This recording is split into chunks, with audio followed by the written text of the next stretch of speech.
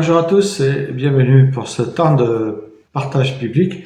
Ce matin, je partagerai avec vous ce passage du psaume 78, verset 70, et je lirai jusqu'au verset 72, où il est dit « Il a choisi son serviteur David, il l'a tiré de ses bergeries, il l'a pris au milieu de ses brebis, pour qu'il soit berger de Jacob, son peuple, et d'Israël qui est sa possession.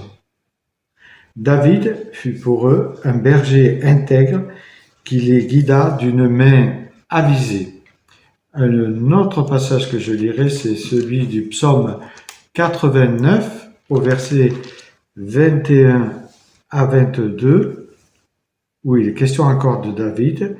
Il est dit « J'ai trouvé David pour qu'il soit mon serviteur. De mon huile sainte, je lui ai donné l'onction. Je le soutiendrai de ma main forte. Je l'affermirai. » Voilà, deux passages très intéressants de ces psaumes qui nous parlent de David, où il est question que Dieu est allé chercher David dans l'état dans lequel il se trouvait, c'est-à-dire il était un berger, quelqu'un auquel on n'aurait jamais pensé pour en faire ou le faire devenir roi. Et puis le texte nous dit que Dieu non seulement est allé le chercher, mais il a oint d'huile, il a recouvert de son onction spéciale, et on sait que sans l'onction de Dieu, nous ne pouvons pas le servir.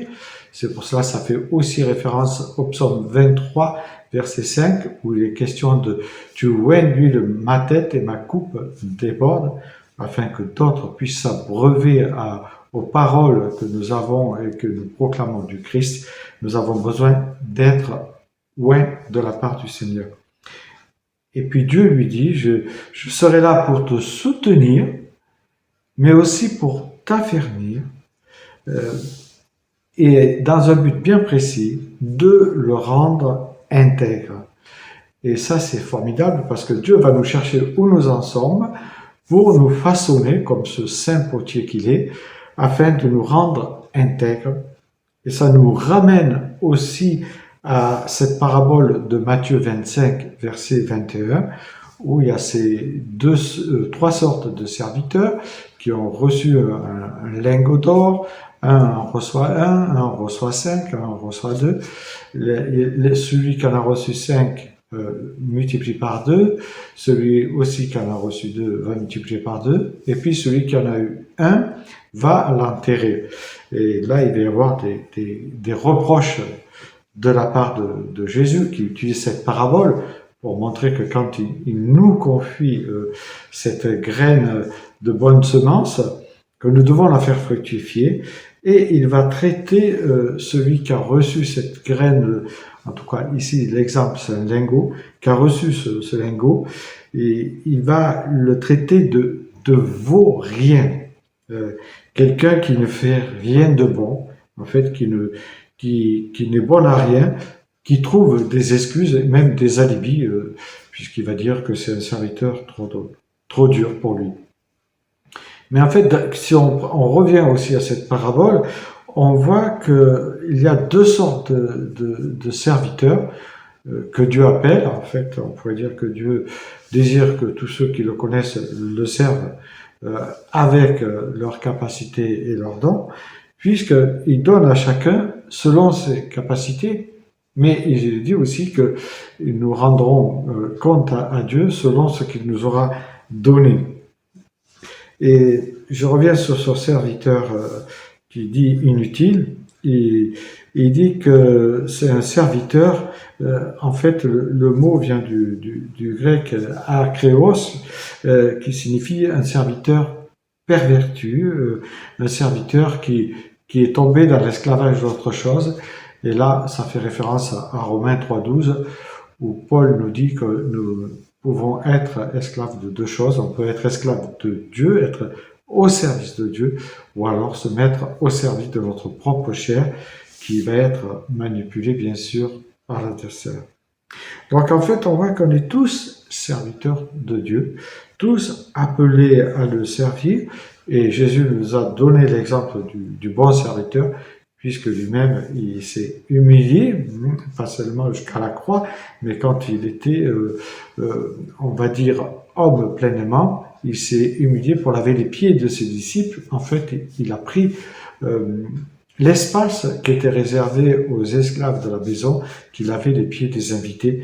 Et Jésus a fait cela à ses disciples. Il nous montre que lui-même a su s'humilier, et c'est aussi une référence pour nous de savoir que nous aussi, nous devons apprendre en tant que serviteurs à nous humilier pour faire resplendir la gloire de Dieu dans notre vie. Et puis, en revenant à ce passage de cette parabole de Matthieu 25, il dit à ces deux serviteurs qui ont bien servi, il leur dit, vous avez été des bons et fidèles serviteurs. C'est ce que je crois que Dieu nous appelle tous, à être des bons et fidèles serviteurs. Quoi que nous ayons reçu de sa part, si nous ayons reçu, on pourrait dire nous aussi, ces 2 lingots, ou 3, ou 4, ou 5, ou 10, donc nous devons toujours viser cette optique d'être à son service pour que le jour où nous le rencontrons, il nous dise que nous avons été des bons et fidèles serviteurs. Un bon et fidèle serviteur, Jésus nous en a donné l'exemple, je reviens sur lui, dans Jean 3, 34, où lui-même est entré dans la volonté de son Père et pas dans sa propre volonté. Un bon serviteur, c'est quelqu'un qui a le désir de se laisser remettre sur le tour de Dieu, ce divin potier, pour qu'il le façonne, afin de lui ressembler et de pouvoir le servir efficacement, afin que nous ayons cette saveur que le Christ veut que nous ayons, ce sel qui apporte du goût à ceux qui ne le connaissent pas. Et pour cela, nous devons nous conformer à son enseignement, à ce que dit l'Écriture. Donc c'est une aspiration, en fait, à laquelle Dieu nous appelle, en tant qu'hommes et femmes appelés par lui, à être des serviteurs irréprochables. Irréprochable, bien sûr, le mot nous fait souvent peur et peut être écrasant pour nous, mais c'est cela à lequel nous devons aspirer afin que notre comportement ait des répercussions sur ceux et celles qui ne le connaissent pas, des répercussions positives. Et pour cela, il faut que nous entrions dans cette main du divin potier, afin que nous le laissions façonner pour que nous soyons vraiment des serviteurs que lui désire que nous soyons. Que le Seigneur vous bénisse et que vous puissiez utiliser ces passages afin qu'il vous remplisse de son esprit pour être des serviteurs irréprochables. Bonne journée à chacune et chacun.